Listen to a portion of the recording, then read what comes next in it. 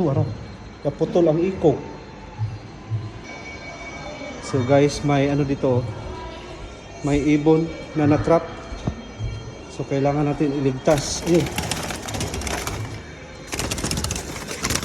Purputok.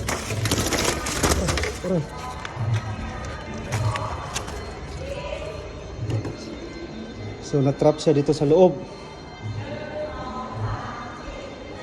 Anong klaseng ibon to? Purputok. So kailangan natin siyang bitawan sa labas. Kasi mamamatay ito sa loob. You know.